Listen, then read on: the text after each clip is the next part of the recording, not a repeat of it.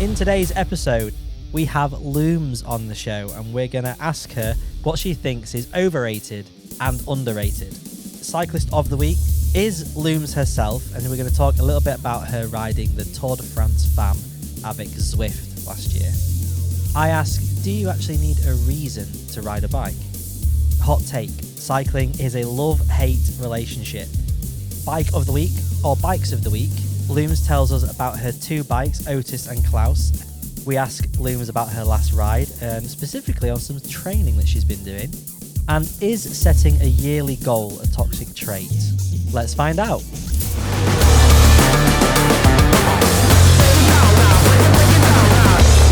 I don't normally do these things in this order, but because you're here, Looms, I'm dead excited. So I'm going to start with a game before we sort of introduce you. Okay. If that's all right. Because I just want to get you nice and warm. And it is overrated or underrated. Okay. I've stolen it from Francis Cade. Okay. I mean, but, we've all stolen something from Francis Cade. I mean, it's inspiration. Yeah. I know he does overrated and underrated, but to be fair, actually, I took it from ChatGPT as an idea, and I was like, that's a great idea, overrated or underrated. You stole it from Francis Cade, probably. Exactly. Yes. Probably, yeah, actually. Yeah. That's how AI works. AI has stolen Francis Cade's ideas. Only rule is, you got to answer straight away. Okay. Because it's got to be on your first instinct only. And if you hesitate, then it's overrated by default. Okay. Okay. Strava KOMs.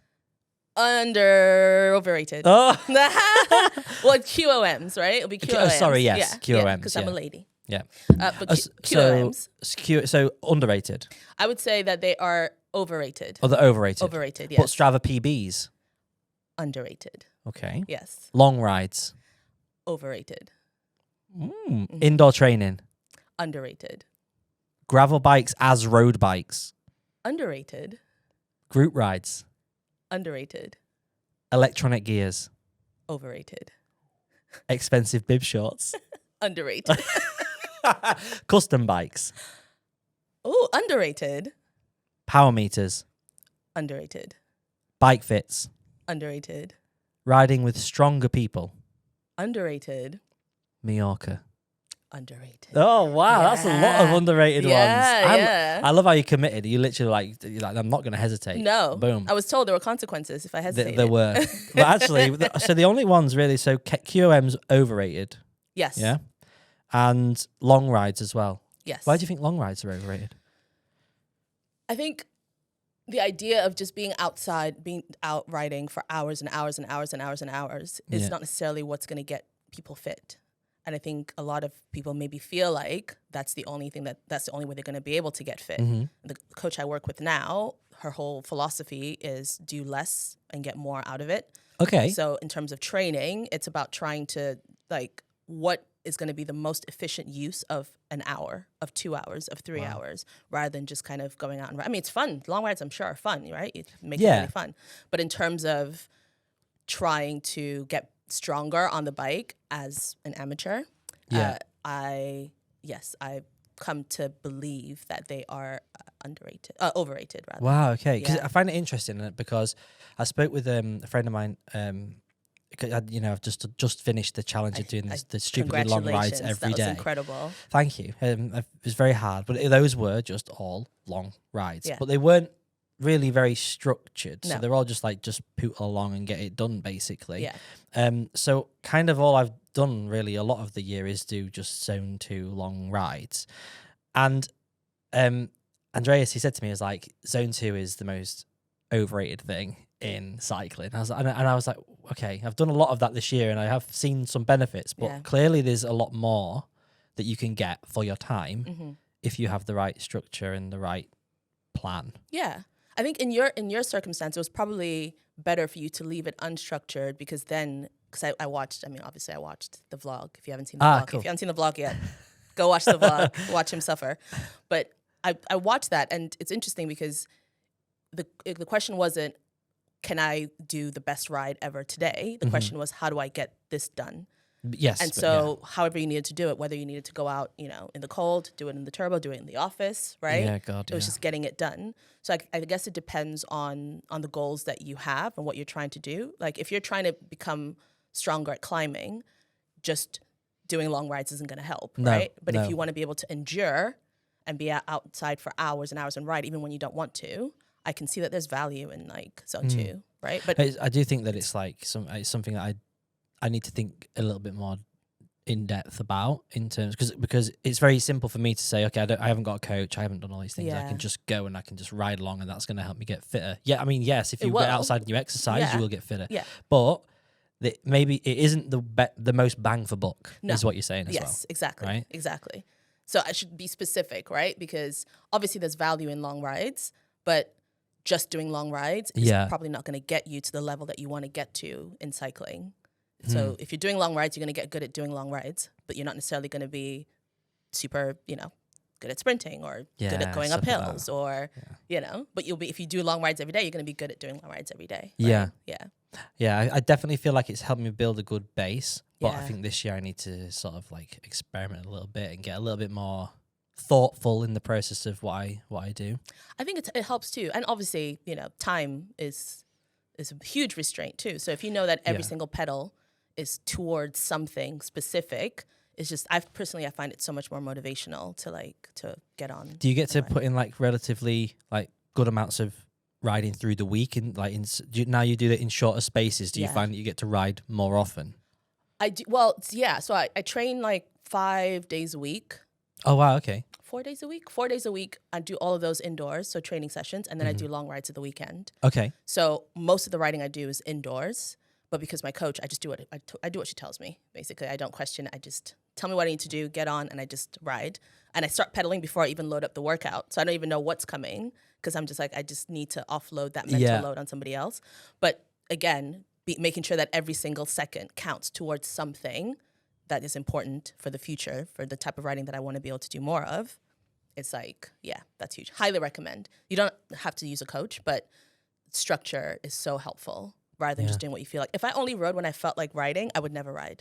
Yeah, no, I think that that's one thing I learned as well. Right? This month is like, I don't know when I'm going to... I stopped doing it. I forced myself to ride every single day. Yeah. And now that I don't have to do that, I'm like, I don't know, when will I ride next? Exactly. I'm like, I kind of need to make sure I still carry on riding. Exactly. But then I don't really know when because I haven't had that account. I'll give myself that accountability. Yeah. I can't give myself that. It needs to come from, there needs to be some monitoring. I need to answer to somebody. I understand this about myself. And once you understand and accept that about yourself. Exactly. Yeah, then it's great. Then you can move forward. Yeah. But like, no, if it was just up to me and if nobody was watching, I wouldn't be riding. You wouldn't be. Maybe like once a quarter I would ride. So tell me, how did you then manage to go and ride every stage of the Tour de France Femmes? How did you even come up with that? I've been asked that question a surprising amount, mostly by me, but also by other people, right? And I think that's where my whole mentality around motivation came about. Mm-hmm. I think I was going through a period. I was going through some people call it a midlife crisis. Yeah. I like to call it just a check-in, just like a early life check-in is what I like to call it, right? So I was going through that and trying to find somewhere or a thing to put some energy into that was clearly defined, where I didn't have to define it. It was like there's a clear thing that you can do. It's a start, there's a finish. Yeah. There is a from, and then there's like a to that I can just sign up for, tap into, and also something that was recognizable. So when I told people that I was doing this thing, it would resonate in some way, shape, or form. Yeah. Right? Because other people, if you tell somebody, oh, I'm going to go, do this thing, and they've never heard of it, they're like, well, I'm happy that you're happy. I want the best for you. But it's not the same as like, I'm doing this thing, and they go, whoa, I've heard about that. That is huge, right? It's a big difference. Yeah, for sure. I wanted that. And I've always been somebody who has been quite creative. I love to make and create. I used to be a wedding photographer. Oh, cool. For a brief moment in my lifetime. Send me a business card later on. Tell your friends. It was a lifetime ago. And so, but I got into that because I loved taking photos. Yeah. And things just spiraled and became that. All that to say, I needed something to put some creative energy into. And my job is not creative at all. It's spreadsheets and data and all of that. So I needed an outlet for that. And so I kind of had a loose idea of what I was looking for, but I didn't really know what it would look like when it came. And so I'm doom scrolling, obviously, as you do, and scrolling through. Every morning on the toilet. Yeah. I mean, you know, as a lady, I don't use the bathroom or anything like that. But yes, I was doom scrolling somewhere in my home, in private. And this came up. One of the cycling creators that I follow, Pelohan. Okay. Kate, yes. Awesome. Yes, she's a big fan of you as well. But yeah, so she had posted because she had signed up to it, and she posted about it and said, I'm doing this thing, come and sign up. Like, I'm excited, this is going to be great. And she was trying to get more women to sign up. And when I saw the posting, everything just clicked in that moment. It was just equal amounts of excitement and more fear than I felt in a very long time. And that's kind of how I knew that this was probably going to be something worth putting some energy into. The fear is almost like more important than the excitement a lot of the time, isn't it? Exactly. Like I remember when we first met. Yeah. Well, we first met when you were doing a podcast. Yeah. At Mallorca Riverside, and we were filming that. But then we spent some time together in Mallorca as you were getting ready for that, and you had fear at that point. I was not in a good place. No. You were witnessing me before I even. There was the journey it's taken to get from a place where I learned how to ride a bike during lockdown. Wow. And to the point where I needed to get help boarding the bike without a pavement, right? I think I told you about that. Boarding. Like I couldn't board the bike. I couldn't I needed a sidewalk, right? Or a pavement. And so you go on like group rides and you're in the country lanes, there are no pavements. Yeah. So the amount of times that I just toppled over trying to target the one rock on the side of the road because I wasn't sure I'd be able to get back on the bike after. Because like my skills, non-existent. So to go from that to doing this. Oh, mate. So this is why there was fear in my eyes in Mallorca and my spirit and my soul. But you smashed it. You rode every single stage.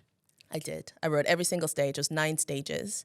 Every single stage. It was, 20,000 meters of elevation.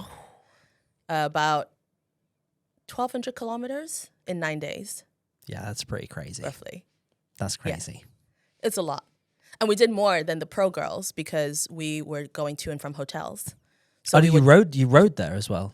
Well, no, we didn't do the transfers. But you get to the finish line and then you have to ride to your hotel. Right? Of course. So we were doing like all these extra, whereas the pro girls, they finish and then they get on the bus. They get massage, right? They get, you know, pina coladas, whatever they want. We got one massage a day. You need it. Yes. So we did get. You need everyone it more got than the pros. a 20-minute massage a day. So that was part of the package. Did you enjoy doing it with other women?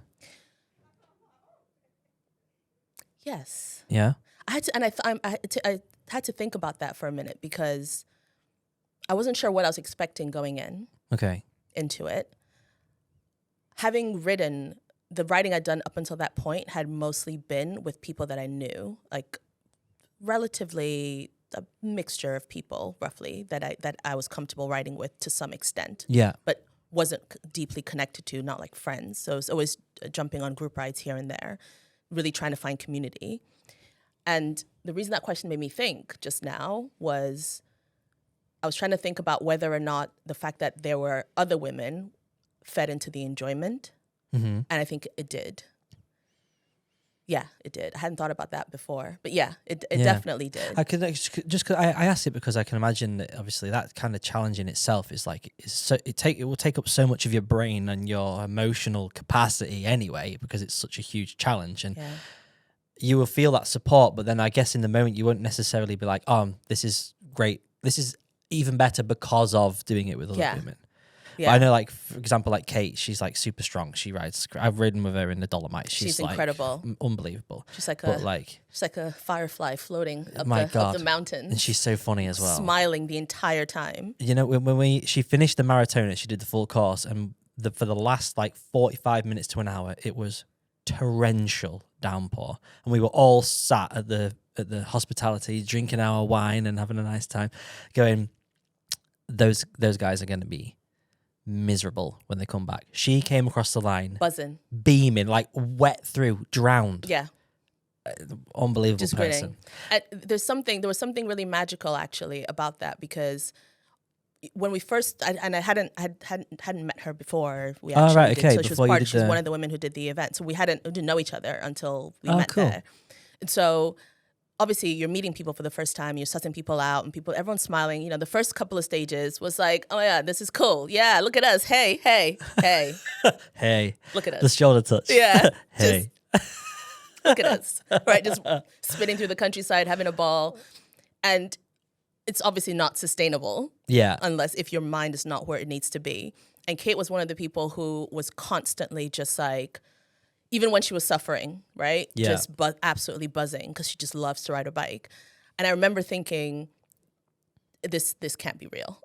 At some point, something's gonna break her, right? But all the way to the very end, like just consistent beaming. So to hear the story about the Maratona, that resonates. And I bring her up as well because it made such a huge difference with like the energy levels while we were out there. Yeah. Because the suffering, and every single woman was at a different stage in their cycling career. One of the women was an ex-pro. Oh wow! Okay. And then me and another one of the women were relatively new to cycling. I think I was the newest to cycling probably, and the women were of all ages from all over the world. Wow! And we could not have been more different as individuals.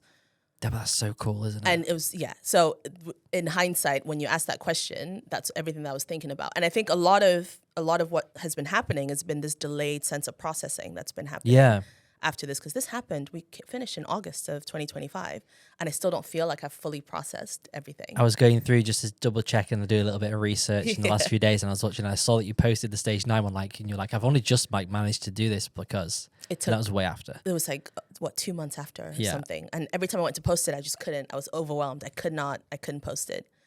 But it's an amazing achievement, mate. It was pretty cool. It was pretty cool. If you'd said this to me a month ago, I'd have been like, I don't really know. But now it's starting to kind of. You can let it sort of settle and just be with it. And be like, okay, it's like putting on a jacket of like, oh, okay, and then just this like first time I tried to wear a leather jacket and I felt really silly in a leather jacket. Yeah, even though it fit, and everyone around me was like, oh my god, that jacket's so cool, and I just felt like. It's like this donut wearing a leather jacket, like just look in the mirror being like, that's not who you are. Yeah. What are you doing? Everyone's like, oh, it looks amazing. But then the more you kind of every now and then I go and pick it up from the wardrobe, put it on, and I feel less silly every time. This is my leather jacket. So now, I'm wearing the leather jacket and I'm like, okay, maybe I can start to believe that it looks you've okay. Got one patch from last year. No, there's no patches. And now you need there's no patches. There's no patches on it. No, that's it's too soon. So if it's quite nice actually. Like naturally, the next thing I want to talk about with you would fit perfectly with this. So you're training at the moment. You have a coach and you have like structured training. Obviously, you've achieved something really like amazing last year. Mm-hmm. Are you training now with a structure, with a goal in mind for 2026? Yes, I think so. One of the things that came off the back of that was, you said before you smashed it. I don't know that I smashed it. I completed it. I didn't have to walk up any of the inclines. To me, yes. I stopped a lot, but I did not, there's no part of it that I didn't ride. Yeah. Right? So I completed it. But I came back with this overwhelming sense of, but you didn't smash it though. Like smashing would have looked like riding at the same pace as the rest of the girls, right? Mm-hmm. Which is a silly thing you can't compare yourself to other people. You don't know how other people train, and also new to cycle. Like it's just, you're going to ride as fast and as quickly as what you've trained to do. Yeah. And when I was training for this, I wasn't training to be fast. I was training to get to the end. I was training to complete it. Exactly. Which is exactly what I did, right?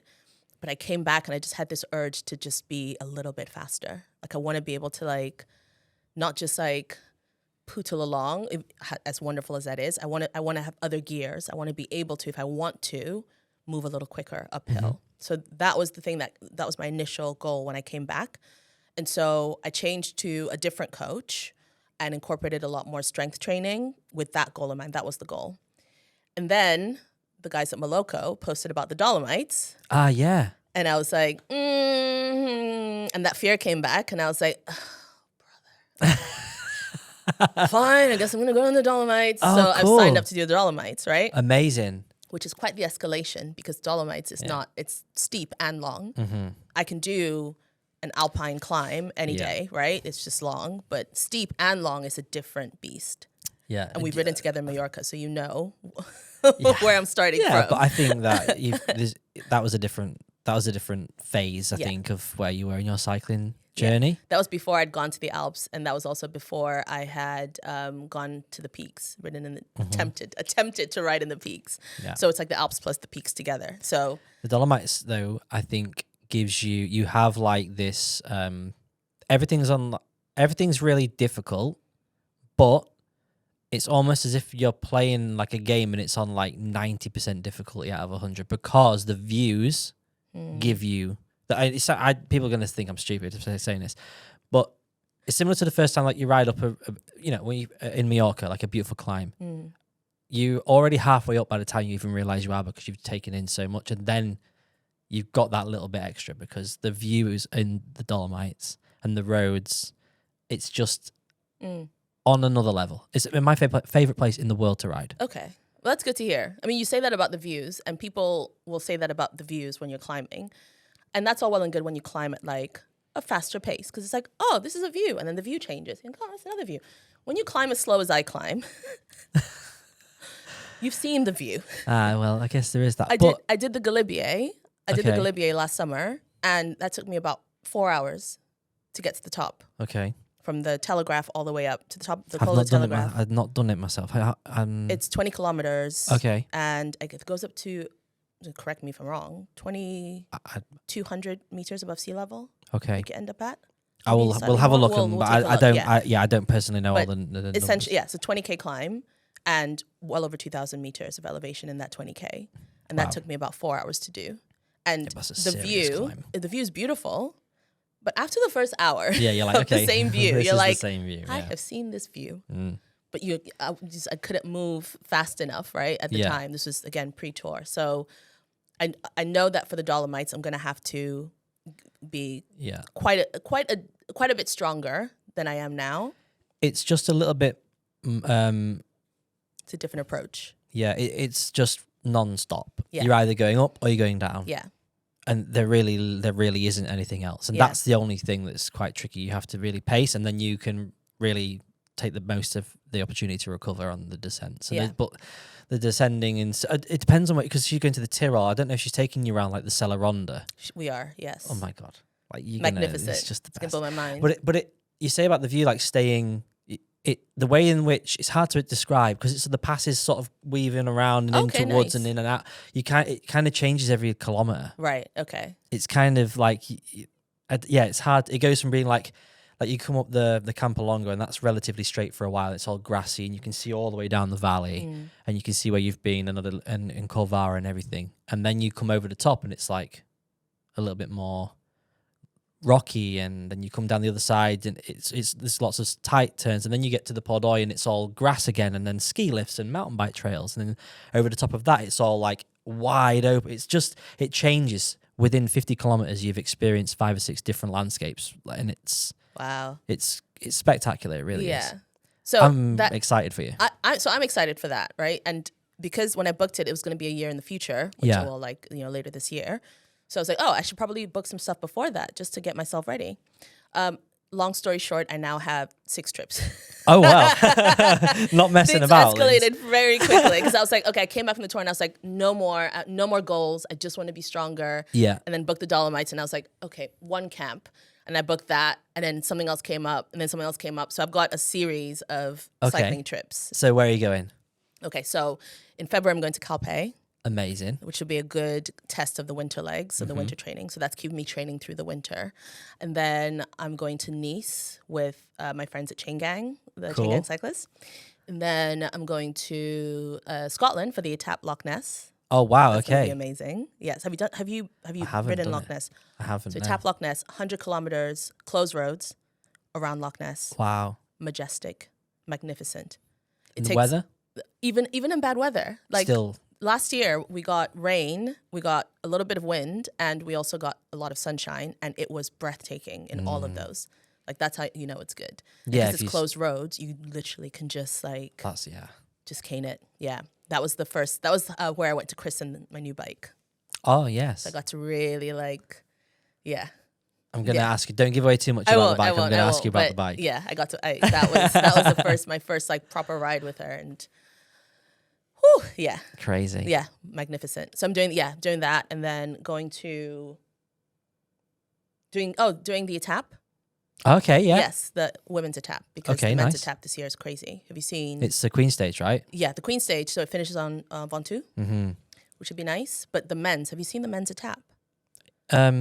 I saw that. It's like every alpine climb in one day. It's like 4,000, 5,000 meters in one day. We're gonna try to take. We I don't know if I'm allowed to say this on here.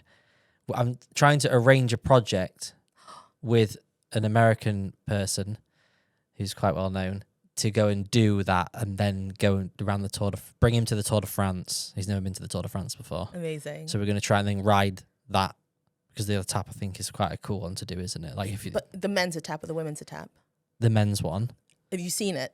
Have you seen what you're going to be going up? You're now like you're scaring me. I'm pretty sure it goes up everything. It goes up d'Huez and everything, doesn't it? Everything. Yeah.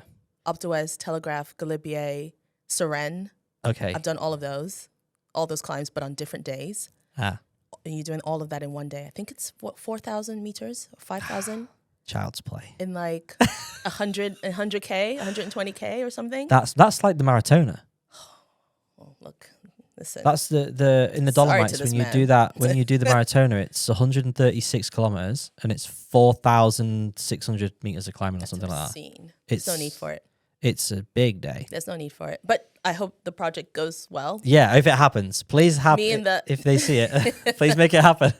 Me and the other girls are going to be on Ventoux. Ventoux is a great climb. I've never done it, but I've obviously had a lot of friends it's one I really want to do. Yes. It's been on my list for a while. I have a whole bunch on my list, but I should be taking off quite a few of them this year. Amazing. Yeah. And then you got Dolomites.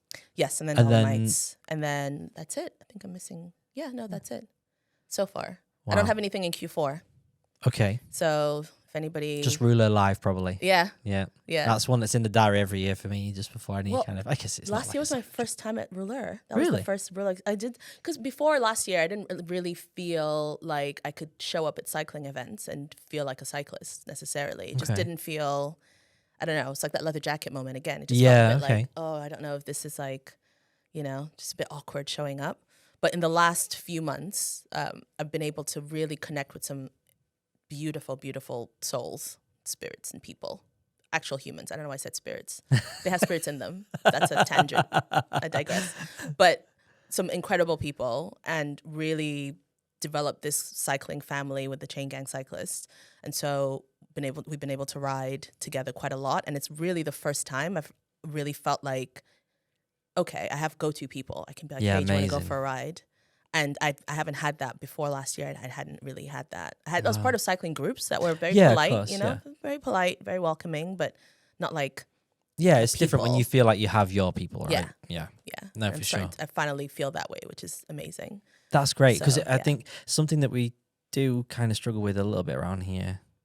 I do a lot of riding on my own because of that, and like the closest thing I've had to that is Moloko. Yeah, but you have to travel for that. Exactly, right? I'm not close enough to be to it. I can't just go down for fun.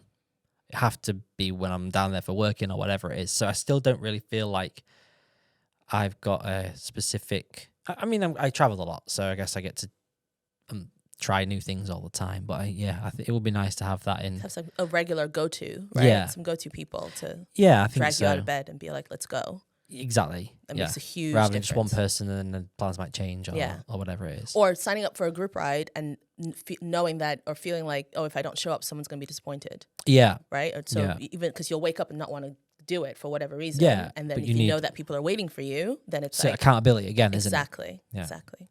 But it leads on nice because one thing I wanted to ask you and sort of get your opinion on after seeing a lot of things that you put out on social and knowing you and your personality, like you don't. I get the. I feel I'm not being out of place, basically, to say that you would say and agree that you don't need a reason to ride your bike. Although we've talked about all of these goals and these things that we push towards. The more that you ride, the more that you want to create them, and the more that you strive for things. But fundamentally, I don't know, your message always seems to just ride. You don't need to be riding a certain pace for a certain reason or to do something, but riding itself is the beauty of it. Yeah. And it's a lesson that it took me a while to learn, because it does feel like there's this pressure to always be working towards something. But if you're not the kind of personality type that is motivated by that, I can see how it would make you feel like what's the point of me riding if I'm not gonna, go pro, or if I'm not gonna, have this big thing at the end. You can just ride your bike because it feels good, or that your knees love it. Yeah, right? Or you want to be outside, but you don't. My knees definitely, right? Yeah. To be fair though, when you think about it, because I used to run a lot, my knees definitely didn't like that. My knees like cycling a lot more than they like running, but it's still not the best thing. Yeah, my joints love cycling. Yeah, and even though I have, these goals, it's not enough to get me out of bed. Yeah. A lot of the times when I have a ride planned, I still get a lot of I should probably just stay. Oh, it's too cold. Oh, it's too hot. Or it's this. There's always an excuse. There's always a reason, yeah. Right? And so... Oh, it's very windy. Yeah. And if it's like the perfect temperature, then my brain is like, yeah, but it's not really safe with the cars, is it? And I'm like, okay, well, stop inventing. You're going to just throw everything, right? Yeah. And so... But if you're someone who's not motivated by having a goal, I know a lot of people who are not motivated by having a goal in that way and just want to ride their bikes. But it can be hard to sit in that and accept that about yourself if everyone around you is riding towards something. So getting on the bike can also be the goal. Yeah. Leaving your house can be the goal, even if you just do a loop and come back in. You know what I do? To stop myself from basically backing out of any ride, I put chamois cream in my bibs before I do anything else. And I put I just squeeze, and so I'm like, well, I can't not go now because that's going to be a complete waste. And I'm like, right, first thing before you do anything, get up, chamois cream in the bibs, boom. And then I'm like, well, they have to be used today. Might as well. And then it's just something. Obviously, I could just leave it. It doesn't matter. But to me, it's like, well, I'm not going to waste that. That now means I have to ride my bike. I love that. See, I did something similar, but instead of the chamois cream, I'm like, okay, if I don't want to ride, I'll just put the bibs on. Yeah. I'm just going to put them on. And if I still don't want to ride after that, then I won't. And then by the time you fought for your life to get into these bibs, you're like, okay, well, I might as well go now. Yeah. Might as well just go outside and go and do this thing, or get on the turbo and go and do this thing. But putting the bibs on, once those are on, I'm like, all right, fine. It just feels inevitable. But it's almost like the hardest, no matter what it is, even just filling your water bottle with water, the first bit you do is always the hardest bit, regardless of how difficult it actually is. Especially if it costs you money. Yes. Because putting carb mix in the water bottle, you're not going to waste it, right? Exactly. Same thing. I guess that's kind of the mentality is I'm like, well, that's now cost me money to go and do that. So I'm definitely going to make sure that I use it. Otherwise, I'm going to have I don't want to say crusty bib shorts. But because of the dried chamois cream, not because of any. Then wash, and it's just it's costing you in laundry, it's costing you in energy and effort. You're putting them in the washing machine, and you know what you did. You know you didn't ride. You know it. You can't look at yourself in the mirror. No, the bibs are looking at you smeared. You know. Why am I even on this line? Why am I on this washing line? What did I do to deserve to be here? Every time you walk past it, the bibs are just like, I didn't do anything. You know exactly what you did. Well, look what you've done to me. This is I know I've written out some things to talk about, but I have no idea what you're going to say to me, and it's really beautifully moving along. So I'm really happy. I have no idea what you're going to ask me, so I'm in it for the ride. I just took a lot of inspiration from knowing you, but also from looking at your incredibly hilarious reels and memes that you post on Instagram, and I just thought I was like, okay, this is Loom's personality, and I just unfortunately we have hot takes on the podcast, so we talk a little bit more about obviously in-depth things like we have, but we also have little quick hot takes. Cycling is a love-hate relationship. Do you agree? Yes. Yes, I agree. It's a love-hate relationship with the sport, with your body, with yourself. Yeah. All of it, yes. I've seen a lot of, I love your reels because I really like how open and vulnerable you are on social. Just the fact that you don't take yourself seriously. You do, but I can't at my pace. No, but this is exactly what I mean. Like it's like you want to improve, you work hard, and you have goals, and you're motivated. But at the same time, you don't take yourself too seriously. And you'll say, look, when your brain says go and do 100k, but your body says let's get the train home because we can't pedal anymore. That's it. Like I just think that it's, I don't know. Cycling, we've all been there, where we've gone out with eyes bigger than our belly, as you'd say, you know, like you've got, okay, I can go and do that. And then you realize halfway around, okay, we've made a mistake here. Yeah.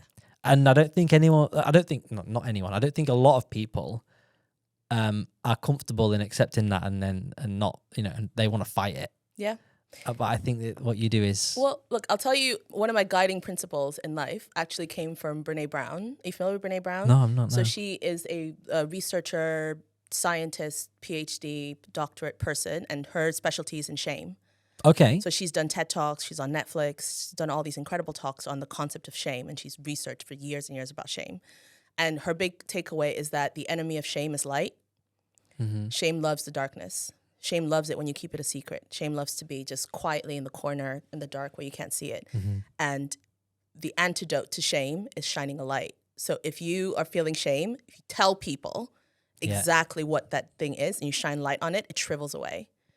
And that is a guiding life principle for me, which is the approach that I take in this because, true.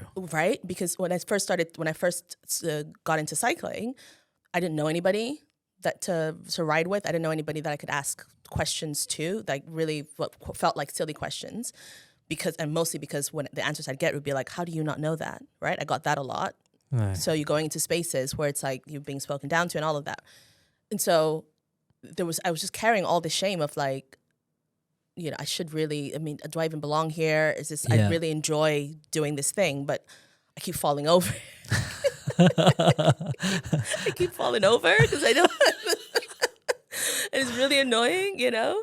I'll just tell you what when I applied the shame principle to the falling over thing. So I went to the council. The council had the cycling schemes. Yeah. So if you're in the UK, then check with your council because they would have received some funding to help people get on bikes, to help people learn bikes. Okay. And so they subsidize. So it's free lessons for people. So they'll do your commute with you. Oh, wow. This might be a London only thing. I don't know. But definitely check with your council. But they had this thing where you could get an instructor for an hour, 2 hours, whatever, all free, paid for by the council. Wow. And they would spend time with you working on whatever you wanted to work on them with. So I took my boarding issue to this instructor and we went to Battersea Park. And she had never really thought about how to take off on the bike. It's just something you learn as a kid. But I never learned I didn't learn that skill as a kid. So we spent about an hour working on this. And this trick she found in the end was clearly I was overthinking it and like looking down and trying to like, you know, when you stop on a traffic light and your feet are just down or your foot's down and doesn't know like, and you're off the saddle because the bike doesn't quite fit. Yeah. Getting back on, like no one really thinks about that. Yeah. But I was overthinking it. So her trick was sing happy birthday as you're taking off. And I was like, okay. So I tried it and it worked. So you're basically distracting your brain. And so your body just does because your body knows what to do. Wow. Right? You say it's like riding a bike. Your body knows what to do. So just get out of the way. To this day, all through the tour, I still sing happy birthday. If you ever hear me singing happy birthday, that's what's going on. Is I'm going through a thing. She's boarding the bike, everyone. I'm about to board. Get out of the way. I'm about to board. Hide your wife, hide your kids. find shelter. I'm boarding. I'm taking off. All right, give me room. So, but again, it was the acceptance is that guiding principle of like if you shine a light on shame. Yes. Then it opens up. It's like okay, you can move away from like holding on to it to like okay, well, how do I fix this? What are the solutions here? My wife, Nikita, she started following this woman on social media who intentionally puts herself in awkward public situations. Right? Is it? Yeah. Like she's sat on the bus and then she gets up and she's like, "Goodbye, everyone. Have a great day." And she does it on purpose to try and get because she has like social anxiety. Yeah. So she's doing it on purpose to try and get. But it's like shining that light on it, and she doesn't feel awkward about it because she's putting it out there. Yeah. And I guess so Nikita tells me she's trying to we were at Centre Parks this week, and we were like they have these like double gates that you have to sort of like S walk through, but then because there's loads of people everywhere, you end up like especially if you have a pram, like you end up stood there for ages while everyone's walking through. So we finally got through, and then there was these people stood there and they looked really miserable. But she had like a big birthday badge on, and Keita just turned and was like, "Happy birthday!" And the woman was like looking like really like miserable, but then she just turned around and she was like, biggest smile. Oh, thank you. Yeah. And it was just like, just shine a bit of light. Shine that light. And Keita was like, I don't know. I was feeling a bit like people were a bit stressing me out or whatever, and so I just decided to do something nice. It's also easier to let it out than it is to hold on to it. So if you're in a group or in a group scenario and you're trying to hide the fact that you don't feel comfortable, you don't know what you're doing, or that you're really tired, or that you actually are currently bonking and actively bonking, right? If you're in that scenario and you don't embrace or don't shine light on it, then you're just carrying that. It's making your experience terrible. You're spending all this energy to keep shame in the dark. Yeah. Just shine a light on it. That's what on my on my socials. That's all I'm doing is anytime I feel that shame, I'm like, okay, well, we're gonna make some content.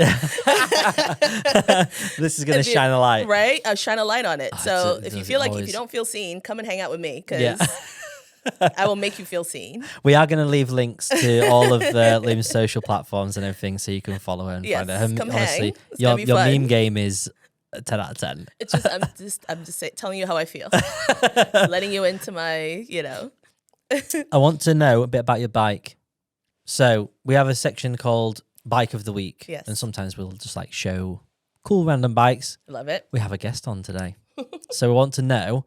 Well, do you still have your trusty steed? Otis, that was his name, wasn't it? You still have Otis? No. No. Otis is gone. I give him to James, to Bike Fit James. Okay. At the shop to give to charity. Amazing. So he's found a second home for it. That's great. So you have a Fesca. I have a Fesca now. So I originally had a Trek Domani AL5 that I bought in lockdown. With a dinner plate of a cassette on the back. Well, I didn't have it at the time. I put that in afterwards. Yeah, because so I had my Trek for about a year, and it was me and one of my best friends. We were in lockdown. She got this old beater from Facebook Marketplace or eBay or someplace. Yeah. And so she was riding around on that, and I was like, okay, well, I guess the world is shutting down. We'll never get on public transport again. The world is over. So I should probably get into this whole cycling thing. So I bought an e-bike, a little folding e-bike thing called, her name's Chardonnay. I still have her. Oh, wow. And so it would be me on Chardonnay and my bestie and her little clanger. He was rusty. He's so rusty. And every time she pedaled, it was like, bang, bang, bang. And we'd just be little and large, just like riding through Richmond Park. We would go before work, and it was amazing. And we loved cycling so much, so we both upgraded. So then we both got Treks, but she got a different model. I got one model as well. And eventually she things escalated for me. So I was like, okay, I would get to the top of, I couldn't get to the top of Bally Hill without stopping. Okay. In Richmond Park, which is a little lump in Richmond Park that when I go up now, I'm like, fun times. But there was a time when the park was a huge struggle for me. Right, okay. So the more we were trying to ride together, the more I realized I needed to get stronger. So anyway, so my Trek Domani AL5 was an aluminum bike, gorgeous entry level boy.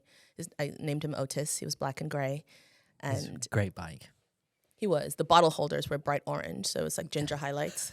He was dependable with a little wild streak. He wasn't. It's very dependable, very trusty. Like it's like riding a sofa. Yeah, that's what it felt like. Yeah. And we've been through some things. Went all over Mallorca. Yeah, you were riding him when we were riding in Mallorca last year. Yeah, did Girona. Oh wow, as well cool. With him. He saw me through. Up until I signed up for the tour, I did all my riding on Otis. And then when I signed up for the tour, I realized I'm going to have to get a climbing. Yeah, you'd mentioned that you'd seen James and that you were getting a fit and you thought, okay, I want to get something. You've upgraded to a Fesca, which is an incredible bike. It is, yes. The Fesca 1? It's Fesca 1. They don't make them anymore. The frames. I think it was like the final batch of frames and they've moved on to a new. Okay. Is it a 1? Yeah, it is a 1. Is it 1? Fesca 1? Yeah, she's a 1. And is it a custom...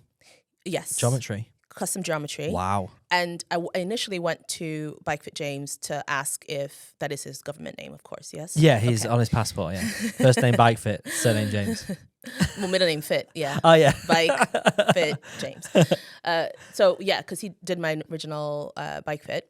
And so I went back to say, I need to buy a new bike. I have this cycle scheme. I want to get a new bike. What should I get? Mm-hmm. And we're looking at off-the-rack stuff. And then he casually mentioned that actually there was a final range of these Fesco ones that were going out that they weren't going to be making anymore. And so the price was actually reduced to fall within my cycle scheme. But it would have to be the frame only.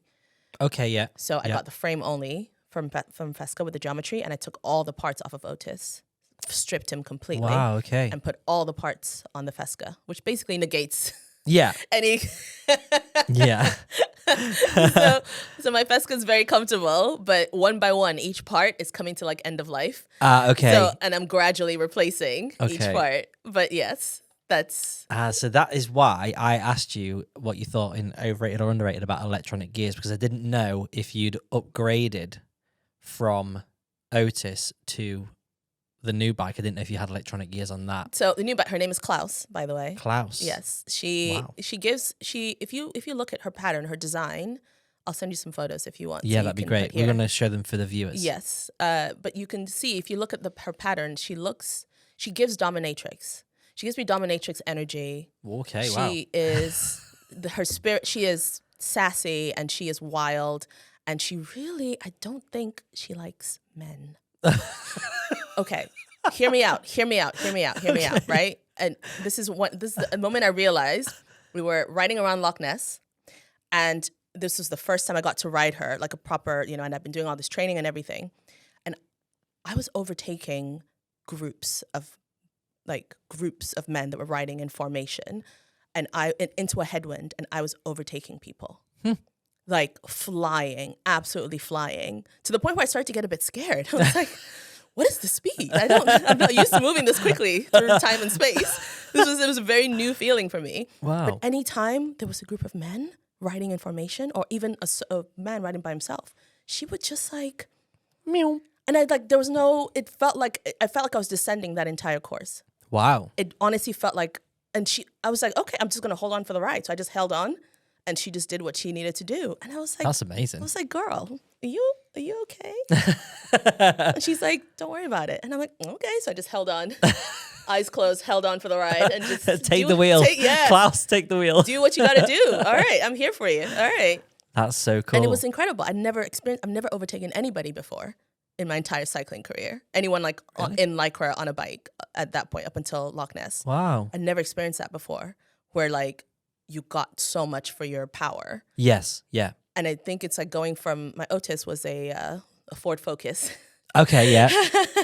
And I think Klaus is more like, I don't know. I've never ridden a Porsche, but I feel definitely more. Yeah, of a... she's giving, But she's wild.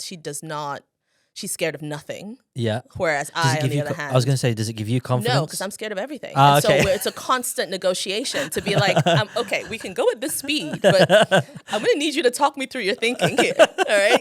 What's your plan? Tell me, okay, so you're going to go this way. Okay, cool. All right, I'm good. So we got to know each other for most of last year and got to work together. But you mentioned the cassette. Yes, yeah. So this was when, this was maybe my second or third year of cycling. I can't remember now. But I signed up for the Hota. Okay. With another cycling buddy at the time, who she doesn't ride now anymore. But at the time, it was just like me and her. Mm-hmm. And I knew that the Hota which is the Hell of the Ashdowns. So that's a sportive that runs in Kent. And if you know anything about Kent, it's all either up and down. There's no in between, but it's like steep up, short, but steep up and steep down. And so I was like, okay, I'm going to have to work on these gear situations. So I was watching Katie Kukabura video. Yes, yeah. And she talks about adjusting your gear ratio. And it never occurred to me that that was a thing that was possible. And so she went up to a 40 on hers. I've gone up to a 42.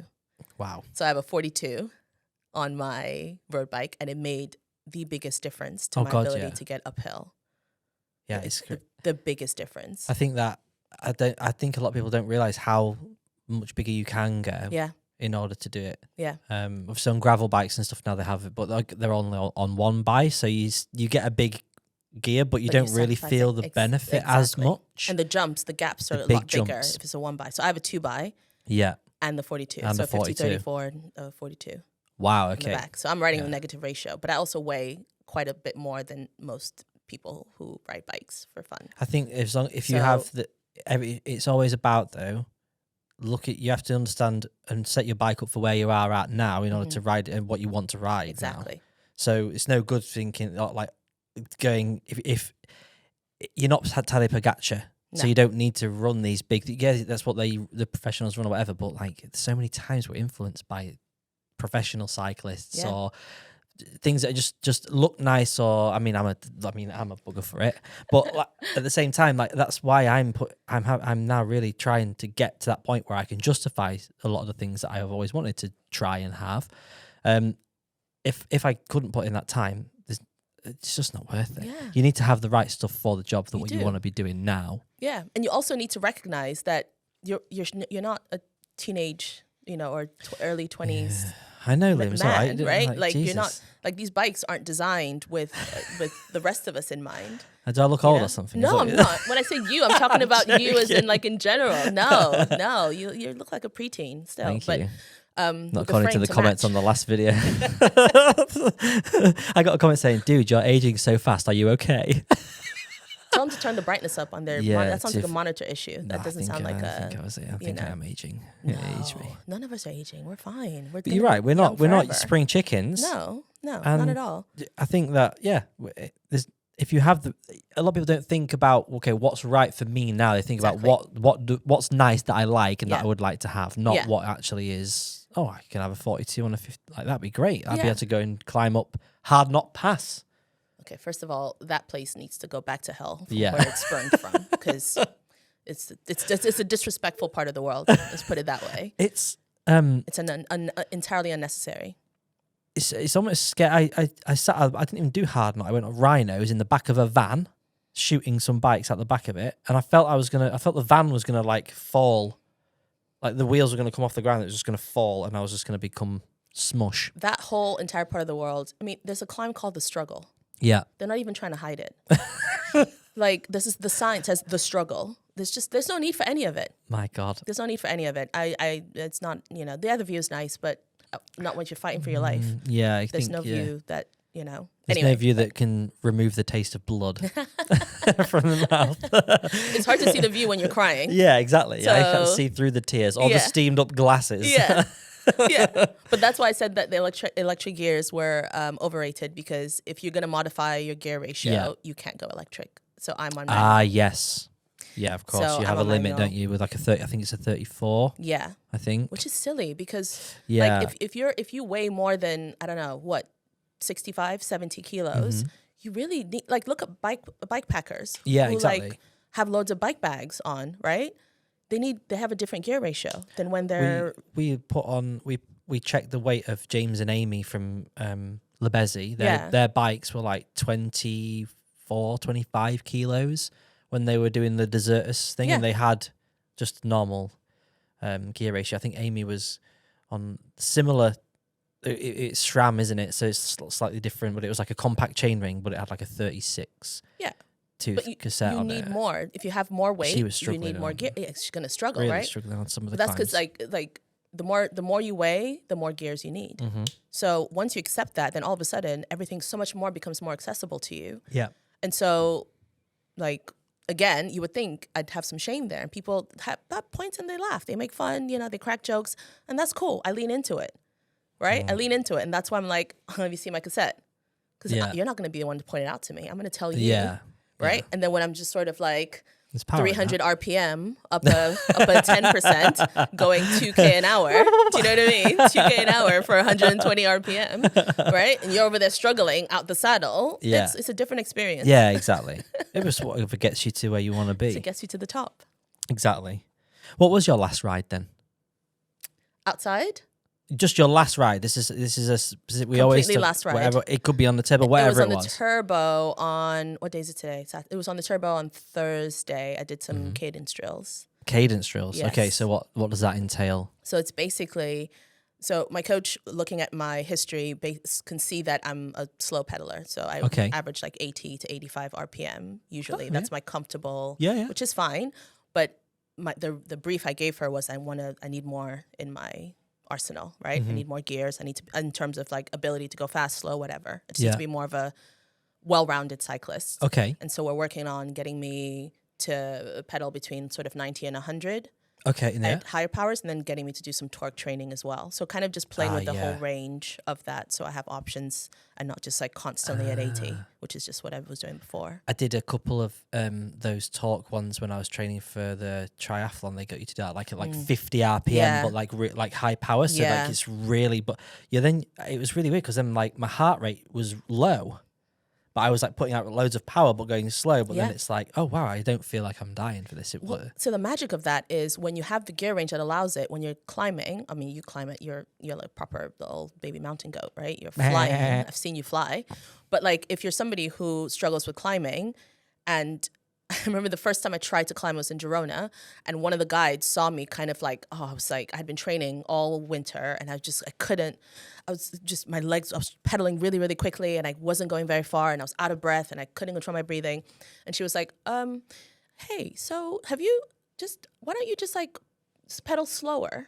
And I was like, what? And she was like, try pedaling slower. Yeah. And it was the first time I was like, oh, you can produce power by, because I'd only been training on the turbo, right? I was like, oh, you can actually produce power by going a bit slower. And so alternating between like pedaling quickly and pedaling slower means that you're not fatiguing as quickly, which means you can do the longer climbs. That's what I found for myself anyway. Yeah. So this kind of, but I have the gear range that allows me to do that. Exactly. You have the tools for the job. I have the tools for the job, so I can do that. But if you're maxing out at 32, some people came to the Alps with like a 32 on the back. And I'm like, all right. Yeah, the first time I went to the Dolomites, I went with a 30. Why? Why do they even make those? You might as well be on a single speed. Yeah. I will die on this hill. Not literally, but this like metaphorical hill. You need more gears. Like everybody needs to have different. It's one of those things, isn't it? You don't know until you've experienced it, then you go, why? You don't know how much better it can be. For me, it was chamois cream. I don't know. This should be a theme. Really? I'm really trying to get chamois butter to sponsor the podcast. Just tell them. Tell them. Like it was one of those things. I love a bit of chamois butter. Yeah, it's nice. I just really enjoy their tongue-in-cheek humour. But anyway, which sponsor tongue-in-cheeks. You're just giving it away now for free. Yeah, giving it away. Yeah, next one will be sponsored. Yeah, they can have that one. But like, yeah. But that was for me was one of the things that I didn't really notice the difference until I then didn't use it. Yeah. And then it was like, oh, that does make a difference. I'm already like, just not in pain, but like noticing. Having a little bit of rubbing in place where like, oh, I didn't have to actually put up with that thought in my brain before because I could just think about riding. And now there's part of my brain is not thinking about what it was thinking about. It's thinking about, do I need to itch around on the saddle a bit? And when you do that for 2 hours, it's you won't be able to get out of your head about it. Yeah. Like it's the same reason why I ride with headphones a lot, and don't know whether to advocate for that or not. I know there's a safety concern there. Do not ride with headphones in. But like if I can hear like on every pedal stroke like I'd rather get off the bike. I will get off the bike and walk home because like if that I can't have that because it's like Chinese water torture to me. I think I have this thing with, so we were looking at it before because I get really like on edge and tense when I hear like people eating or when I hear like certain noises and stuff. Like Nikita's jaw clicks. She had an operation when she was she can like crunch soup, I always say. But like I love her to death. It's not because it's her, but it's like a bolt of lightning through my, and I'm like, and I just, when I hear certain sounds, it just, so I think I've got this, I've got this, there's this condition or whatever it's called. Is it misophonia? No. Yeah. Is that the chewing one? But it's like, it's similar to like nails on a chalkboard for chewing but it's not just around like food. It can be around random sounds that I don't even realize are going to set it off. But it gets me like, it's weird. It's like that feeling where your heart sinks. And then you get a bit of like a shiver and a sweat. And then you go, don't get angry about it because it's just a sound. Don't get angry, but you react. Yeah. It's a reactionary thing. And I'm like, ugh. And then, well, why did I just react to that? But that's, so similar things. I don't know why we got on this, but like was talking about that noise. Like it's just that thing. It just, the chamois. It's like so like the slight awareness, because you shouldn't really be aware of your undercarriage when you're riding, right? That's supposed to you're not meant to notice it. That's how you know everything's working the way it's supposed to. Yeah, but exactly. Once you notice something, you're like, oh no. Yeah, and James will always tell you that's fit related, and it is mainly. But now I know my fit is good, and sometimes I'm like, okay, no, I didn't put enough chamois cream on. Do you not take some with you? No, because I've only got the big tube. If only the folks at Chamois Butter would that would be bless that'd our be friend great Luke here with some little tiny sachets, little dispenser. Well, we could have that could be a segment of the podcast, right? Which guess what it is? If it's that European style, we got the one with the menthol. Yeah, you have a guess and just have a little squeezy. Like you could have like a hot dog with a. Fizzing with ideas. There's so many. Fizzing cool with ideas. Let's make it happen. Let's make it happen. Yeah. That's your last ride.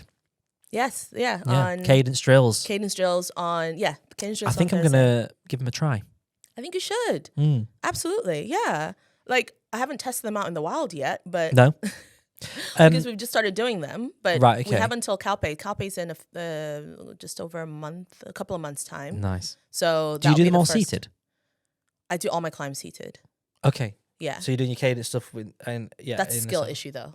I'm currently working on learning how to climb out the side. I did the 20,000 meters of the tour. I did all of those seated. I would say that's harder. It's a lot harder, but it's only because again, I'm missing that skill set because I'm still relatively new to cycling, right? So that's more riding out the saddle. I think.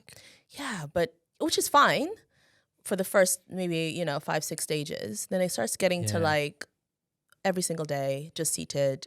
And your glutes are killing. There's just a lot of unforeseen chamois and non-chamois related issues that come up. There's only so much that chamois butter can do, Yeah. I disagree. I think chamois butter can do anything.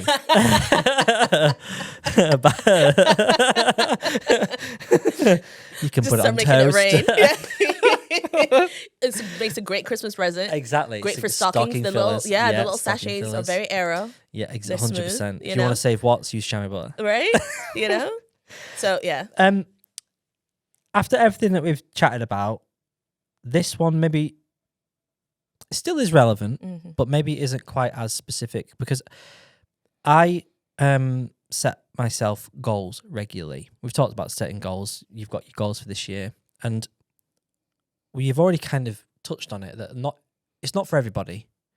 Some people really thrive when they set themselves like a tangible, achievable destination, but for others it doesn't quite work. But I've seen recently in some of the stuff that I put out that there's almost like this polarizing thing of like it's either they love the fact that you can set a goal, that's how they get through their life, and other people are like no, it's a toxic trait.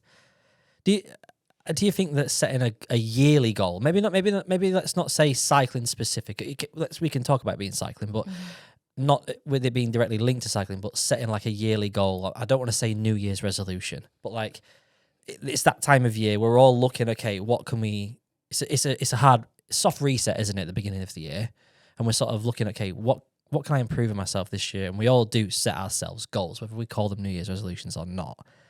But I'm kind of torn on that. Like I like to set myself goals, and I do like to use the beginning of the year as like a way in to look further forward and set bigger milestones. But I hate New Year's resolutions. What, like, do you know what I mean? Do you have that feeling? I do. I'm very anti starting something new on a milestone day. So like New Year's Day is a milestone day, or a Monday I consider to be milestone days. Right. I think the big thing that ends up being missing in goal setting in general is we know the thing that we want to make happen, but we don't really think about who we're going to have to become to make that thing happen. And so I think it was in Atomic Habits where he talks about if you want to have a new habit or develop a new habit, you need to embody the traits of the kind of person who does that habit. Right, okay. So if, for instance, my goal is to climb in the Dolomites, I need to, and I want to train for that, I need to embody the personality of an athlete. I need to become an athlete. I need to think of myself as an athlete. And then once you take on that persona, you then make your choices and decisions based on that persona. So I found this happened for the tour as well, where it's like, okay, my goal became doing the tour. And so as time went on, I quickly realized that it wasn't going to be motivation that was going to get me there. It was going to have to be embodying this personality of an athlete. So it's like, okay, well, I need to go and do this thing or that thing or that thing. Well, what would an athlete do? Okay, well, an athlete would probably make this choice, right? So if you want to be somebody who, I don't know, gets healthy or wants to eat better, then you need to embody the personality of the type of person who makes good food choices. Yes. Or you need to embody the personality of a person who wants to live forever, right? Or whatever that's going to take. So I think it's less about whether or not you make that goal happen within a certain time period. It's less about that and more about who are you going to have to become in order for this goal to be possible for you. And in that, you'll find that in the process of becoming that person, the goal just becomes inevitable. I never thought about that. Yeah, it's personally been incredibly life-changing for me. And there's no way I would have made it to the tour and done all the work and training I'd done for it if I had not changed that mindset. Yeah. You know, that's really got me like, that's soaking in my brain right now, because it's something, so for the last 2 years, when I've set myself goals to do these things on the bike, they have been goals that have made me feel like I would have to call myself an athlete. But I always felt like an idiot.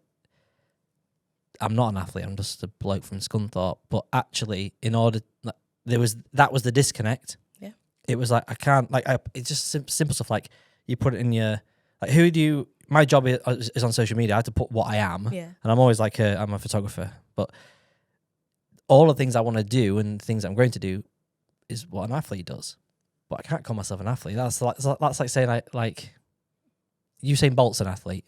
You know, like I'm not. But I had the same, but I had the exact same thing. It took forever, and it actually took a friend calling me an athlete.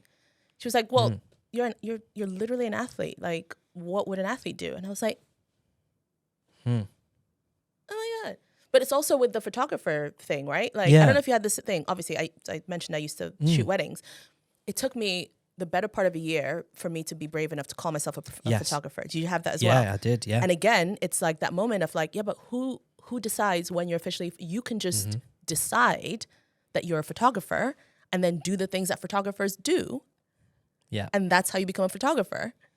It's the exact same thing, right? And this kind of resistance to wanting to wear the athlete label feels like, it does feel a bit, because should I be like calling myself that? But is someone going to find me out? Right? That's the same exact thought process I had, and I'm sure anyone who's listening to this might be thinking the same thing. Like, okay, but I'm not an athlete. I'm just the person who works at this thing doing this. I'm just trying to like get to the top of this mountain. That's fine. But if you think about like how a lad from Scunny prioritizes his life, and how an athlete prioritizes his life. Right? Let's say you need to ride tomorrow. Who's more likely to ride tomorrow? A random lad from Scunny or an athlete, photographer? An athlete. Yeah. So, and that is, that's really made me think a lot. Because I guess when you say that you had the difference, and I've not read Atomic Habits. I've been told I should read it. Well, that's basically the gist of it. It's all right, okay. I mean, everyone should read it. I thought it was great, and his writing is also. He really oversimplifies it, really breaks it down. So if you really want it to get into your bones, it's a great read. I've seen that he talks about like habit stacking and stuff like that, and like attaching it to all the things that you're doing so that you can make it easy to do. That was my big takeaway, was the identity thing, because the identity thing then leads to the habit stacking, right? Right. So like, okay, if I'm just Looms, that's fine, but like there's a lot of different variations to you. You're a husband, you're a father, you're a friend, you're a sibling, you're a photographer, you're a creator, you're a videographer, you do all of these different things, but you're also an athlete. So who is going to make that decision in that moment to get you to that cycling goal? And then who's going to make the decision to get you to the business goal? And then who's going to make the decision, right? And so you get to wear all of these different hats. Yeah. So wear the hat that you need to wear in order to get you to the goal that you want in that time, and use that to make your decisions. And then everything else should just fall into place. It becomes really obvious once you allow yourself to wear that hat. And I knew that getting Looms on would turn what is just a fun cycling podcast into something like genuinely gives really good life experience. Well, to be fair, and just life advice. Full transparency, I'm also a life and mindset coach on the side too. So that I'm biased to going, but I have a bias to going inside out. Yeah, but I think right? like that's especially in this arena of like sport, and everyone wants to, whether you're doing it for fun just because you don't need a reason to ride, whether you want to set yourself goals, whether anything that we've touched on in this, like I think that is at the heart of it all. Is like it is about how you want and how you feel you need to do it. Yeah. Because if you can't, I struggle a lot with that imposter syndrome, and like, should I, like say, are people going to find me out that I'm not? But like, you're right. Like if you are, you don't need to worry about it, because if you are doing those things that type of person is going to be doing, that's what you need to do in order to get to your goals. You're not going to get found out, because all you're going to find out is that you are doing those things. You're literally doing the things. And then that's so reaffirming. You're saying I'm not a photographer, but I've just spent the whole week doing photography. So here's my portfolio, and here's all the work that I'm doing, and here's all the weddings that I booked. And yes, I am a photographer. Yeah. I'm not just this person who doesn't know what they're doing anymore. Yeah. Because that is the main thing. It's like there isn't this magical gateway that you walk through that goes, I now know what I'm doing. Whether you've been doing anything for 5 minutes or 5 years or 15 years, every day, I think, you know what, actually, you've awoken my mind. Like the amount of people, I've been very, very fortunate to meet some great people and some great athletes, and all of them are the same. And I was like, I've got no idea how I got here. Exactly. Every day I get up and I'm like, I don't even think I can do something. People that won the Tour de France, and they're like, I don't know, just like Lucy Charles Barkley. Yeah. Like, just all these people that you meet them and they're just figuring it out. Well, that's also what makes this identity piece so special, is because you don't need to know where you're going. You just need to be making those decisions from that lens, and you'll end up where you go. Right? I love it. It literally becomes inevitable.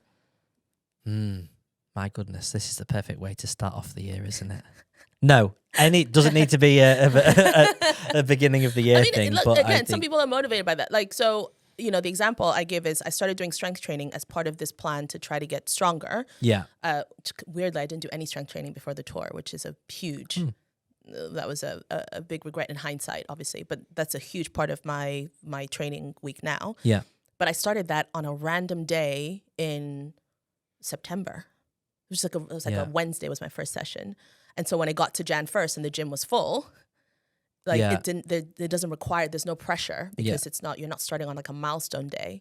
So with everyone else, like how many people, how long are we going to last? That would be my other tip. Take the pressure off yourself. Pick a random Tuesday at some point, not even in Jan. Doesn't have to be in Jan, but just pick a random day. Close your eyes, pick a random day, and then start then. And then that's your day. That's your milestone day.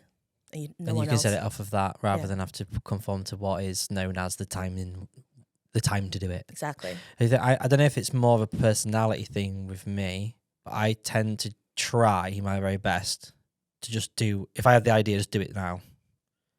No matter when it is, just try and like, if I don't do it now, the chances are that I will go. Like I never know, you never know. Like I just decided to get a bike off my dad randomly in 2019. And look. And this is my entire life. Look what you built. If I hadn't have said, and I had no reason to say yes, I just was like, okay, I'll do that. Oh, here he is. He's here. We're just about to finish the podcast, and producer Alex, has finally arrived. Hi, Alex. Hi. So I literally just decided randomly to say to my dad, can I buy that bike off that you don't want? And I went for a ride. And I just decided to do it now, and I stuck to it. And this is it. There are other things that I've gone, I really want to do that. And I then have probably slept on them a little bit. And then it's never come to light. You never know. I don't think of them as missed opportunities. I just think that like the more that I can say, do it now and try that thing, then the more chances there are that you can find new things that you enjoy and or new ways to bring into things that you're already enjoying or things that you're doing. I love that. I need to do more of that. I could definitely do more of that. I still hesitate a lot. Yeah. I call it being thoughtful, but really it's just hesitating. It's just hesitating. There's a time for it though. There is space for that. But I don't know. I don't know what it is. Again, I think it might just be more of like a personality thing rather than like, oh, I do this specifically because of this. I just think it's just like, I'm spontaneous. But also, I think the more, a part that's really important is checking to make sure you like your reason for doing the thing that you're doing. Yes. So you just said you're spontaneous. If you like that about yourself, lean into that. Absolutely. Use that, right? My issue is I overthink. Yeah. So for me, I overthink and then I have to like talk myself off the ledge and then really try to unpack that and figure it out. But that's my own gift to bear. But yeah, do you not have that thing where you can like overthink it and then you can just go like and just push yourself off the edge? I mean, I did. Yeah, I do that for like the big stuff. I do that. Sometimes you have to, right? Yeah, you have to. You have to be both people in the argument, and then you have to decide. Well, I mean, if you think about anyone who's ever invented anything, right? The thing that they invented didn't exist before. They had to believe that it existed, that it could exist before they even tried to, right? So that's kind of how our brains work. We're blessed with like creativity. We get to tell stories and imagine and all of that. So that, to your point, that's absolutely right. Sometimes you have to just believe that the thing is possible before you have any evidence. Yeah, exactly. Yeah. Right? That it could even be a thing that's possible, and then just take the leap and just jump. Yeah. I need to tell that to Nikita sometimes because she's like, we don't need to spend this money on these things. And I'm like, yeah, but I can see what we're going to be able to do. I mean, this space is literally an example of that. See, someone needs to see the vision. And if someone can see the vision, right? It doesn't mean that every time we have to say yes. No, so you have to pick your battles. You have to make sure it's for like stuff that it actually matters. Yeah. Right? But I think it is rewarding. The next step is going to be getting a coffee machine. For the space. Getting a tamp. Did you get one? He's got one. He's brought the tamp. We brought the coffee machine, and I didn't bring the tamp. So, well, we have. I mean, clearly, it wasn't very good coffee. Distracted. No, I was so distracted. It's great coffee. Yeah, it's very cold now. We've been here an hour and a bit. Looms, it's been amazing. Thank you so much for coming on and having a chat with me about some silly things and about some deeper stuff. Yeah, thanks for bringing me up north. Yeah, it's nice. I really appreciate you coming up. It's been hiding. It's actually sunny. You can't tell because we've got the blinds completely. We have inside sun. Yeah, this is the moon. Yeah, we call it the moon. Yeah. I've thoroughly enjoyed it. Thank you so much for coming up, and I really hope we get to do stuff like this more often. Absolutely, yes. This was an honor and a pleasure. If you do get the chance to come up, maybe once you've done your Dolomites experience, and you can let us on. Bring the new legs. I'll bring the new legs. Bring the all the stories. Yes, and we can have like a sit down and chat about that. That'd be awesome. I'd love that. Excited. Thank you so much for having me. Amazing. Thank you for listening, everybody who has listened or watched on YouTube. Yes. Please do subscribe, and I'll leave links to all of Loom's social profiles. Yeah, so come hang out with me. Check out the amazing, extremely large horse memes. Thanks, mate.